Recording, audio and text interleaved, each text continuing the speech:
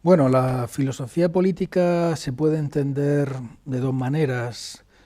Por un lado, como una especie de filosofía aplicada a la política, como hay filosofía de la ciencia o filosofía del arte, filosofía del derecho, ¿no? Es decir, como si hubiese una especie de filosofía general que luego se aplica a distintos campos o aspectos de la realidad, de la vida social, etcétera.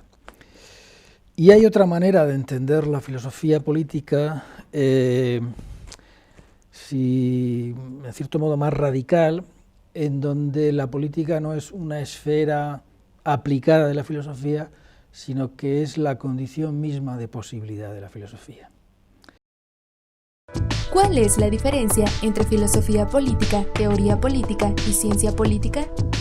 Claro está que la filosofía política, teoría política y ciencia política tienen en común el fenómeno del poder como objeto de estudio, es decir, las relaciones de poder, pero por el contrario, encontrar la diferencia entre estos tres campos del saber es más difícil de distinguir, utilizándolos con escasa precisión conceptual.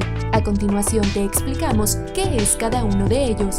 Por un lado, la filosofía política se ocupa no solo de cómo se constituyen las comunidades políticas, sino también de cuál es el mejor orden de gobierno, cómo debe estar organizado un Estado, cómo debe conducirse la clase política, etc.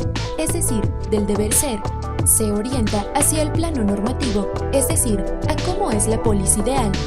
Ese aspecto normativo del discurso filosófico-político es lo que suele darle su diferencia específica con respecto a otros tipos de reflexiones políticas. Lo que diferencia a esta de la ciencia política es que la ciencia política, en su pretensión de cientificidad en sentido formal, se separa de la filosofía a partir de dos acciones clave. 1. Se orienta a la descripción de ordenamientos políticos fácticos del presente o del pasado, pero se tienen las limitaciones de lo empírico. Y 2. Sus métodos suelen incluir análisis estadísticos y de campo más cercanos a las ciencias sociales que al análisis conceptual o las propuestas normativas que caracterizan a la filosofía. Por otro lado, la teoría política es el término más controvertido de los tres y, por tanto, el más difícil de definir. Primero podría pensarse que en tanto se habla de teoría, podría incluir tanto a la filosofía como a la ciencia política, dado que ambas elaboran teorías políticas.